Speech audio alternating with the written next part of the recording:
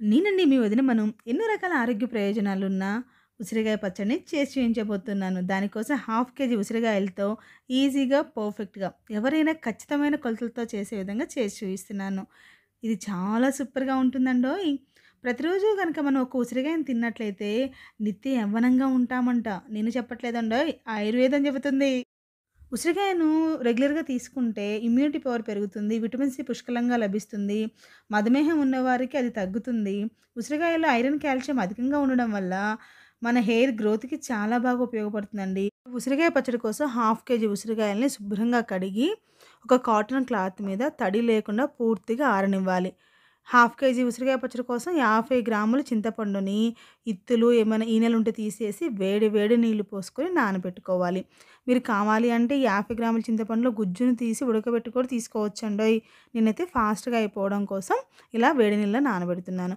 ఇప్పుడు ఒక పాన్ తీసుకొని ఒక టేబుల్ స్పూన్ మెంతులు అవి లైట్‌గా ఫ్రై అయ్యాక, ఒక టేబుల్ స్పూన్ ఆవాలు అవి కూడా ఫ్రై అయ్యాక లైట్‌గా ఒక టేబుల్ స్పూన్ జీలకర్రను, ఆవాలు, మెంతులు, జీలకర్ర ఈక్వల్ క్వాంటిటీలో 3 టేబుల్ స్పూన్లు తీసుకొని ఈ 3 కూడా కలర్ చేంజ్ అయ్యి మంచి సువాసన వచ్చేంత వరకు డ్రై రోస్ట్ చేసుకోవాలి. ఇలా కలర్ చేంజ్ అయ్యాక స్టవ్ ఆఫ్ చేసి ఒక ప్లేట్‌లోకి తీసుకొని పూర్తిగా చల్లారనివ్వాలి. ఇవి పూర్తిగా చల్లారాక మాత్రమే మెత్తగా పౌడర్‌ని చేసుకొని పక్కన ఉంచుకోవాలి. ఈ 3 ఇలా గోల్డెన్ కలర్ వస్తేనే సువాసన సూపర్‌గా ఉంటుందండి మన పచ్చడిది. మన వీధి మొత్తం స్మెల్ గుమాయిస్తుంది. అంత బావుంటుంది. తరువాత ఈ ఉసిరికాయని శుభ్రంగా తుడుచుకోండి. మనం తీసుకున్న ఉసిరికాయలు ఏమైనా డాగులు గానీ, ఏమైనా పాడైపోయినయి గానీ ఉంటే దాన్ని మొత్తాన్ని కూడా కట్ చేసి, మళ్ళీ శుభ్రంగా తుడిచి ఈ మొత్తాన్ని తడి ఉండకూడదండి. తడి ఉండకుండా ఉంటేనే చాలా రోజులు నిల్వ ఉంటుంది. ఖచ్చితంగా పూర్తిగా ఆరాక మళ్ళీ పొడి గుడ్డతో పూర్తిగా తుడుచుకొని, పూర్తిగా డ్రై అయ్యాక పచ్చడిని పట్టుకోవాలి. ఇప్పుడు ఈ చల్లారిన మెంతులు, ఆవాలు, జీలకర్ర ఉన్నాయి కదా! వీటిని కూడా మెత్తగా పౌడర్‌ని చేసుకోండి. చింతపండు కూడా చల్లారి ఉంటుంది ఈ టైంలో. దాన్ని కూడా మెత్తగా మిక్సీ చేసుకోండి. మీరు కావాలంటే గుజ్జుని తీసి కూడా వాడుకోవచ్చు. చింతపండు ప్లేస్‌లో కావాలంటే 2 నిమ్మకాయలను కూడా వాడుకోవచ్చండోయ్! ఇప్పుడు ఒక కళాయిని తీసుకొని పావు కేజీ వరకు పల్లి నూనెని, ఈ పల్లి నూనె ప్లేస్‌లో కావాలి అంటే నువ్వుల నూనెని తీసుకోవచ్చండి. ఆయిల్ కాస్త వేడయ్యాక ఈ ఉసిరికాయలని వేయాలి. ఆయిల్‌ని ఖచ్చితంగా ఓవర్ హీట్ చేయకండి. కాస్త వేడైతే చాలు ఉసిరికాయలని వేసేయండి. మంటని మీడియం టు లో ఫ్లేమ్‌లో ఉంచి మాత్రమే ఉసిరికాయలని ఫ్రై చేసుకోవాలి. హై ఫ్లేమ్‌లో ఉంచామా ఆయిల్ బాగా వేడిగా ఉంటుంది కాబట్టి పైపైనే కలర్ వస్తుంది. ఉసిరికాయ లోపల పచ్చిగా ఉంటుంది. కాబట్టి లో టు మీడియం ఫ్లేమ్‌లో ఉంచి ఉసిరికాయలని బాగా ఫ్రై చేసుకోవాలి. చక్కగా ఇలా కలర్ వచ్చాక వీటిని తీసి పూర్తిగా చల్లారనివ్వండి. మిగిలిన ఆయిల్‌లోనే మనం ఇప్పుడు తాలింపును వేసుకుందాం. ఈ మిగిలిపోయిన ఆయిల్‌లో ముందుగా ఇంగువను వేద్దాం. ఒక చిటికెడంత ఇంగువను వేసి తర్వాత తాలింపు గింజలు. తాలింపు గింజలంటే శనగపప్పు, మినప్పప్పు, జీలకర్ర, ఆవాలు ఈ మొత్తాన్ని వేసి 2 ఎండుమిర్చిని కూడా వేసి కలుపుతూ లైట్‌గా ఫ్రై అవ్వనివ్వండి. ఇవి కలర్ చేంజ్ అయ్యాక మాత్రమే మిగతా ఇంగ్రీడియెంట్స్‌ని ఒక్కొక్కటిగా యాడ్ చేసుకుందాము.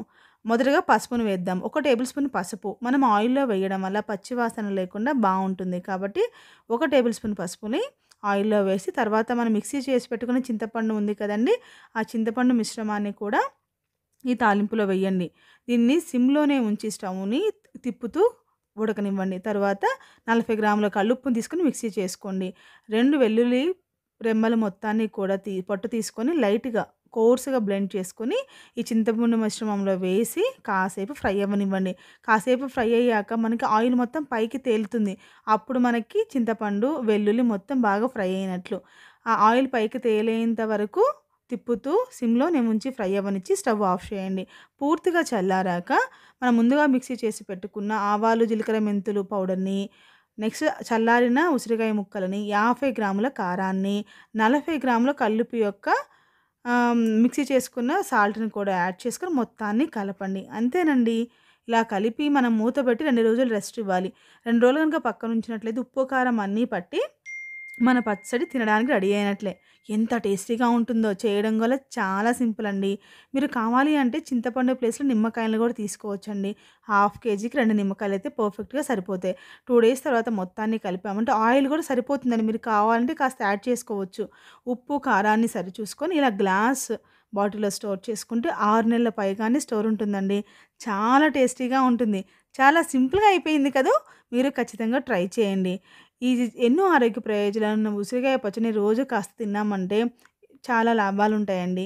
మీరు ఖచ్చితంగా ట్రై చేసి మీకు ఎలా కుదిరిందో నాకు కామెంట్ చేయండి. అన్నట్లు మా రెసిపీస్ నచ్చుతున్నట్లయితే మన ఛానల్ సబ్స్క్రైబ్ చేసుకోవడం అస్సలు మర్చిపోకండి.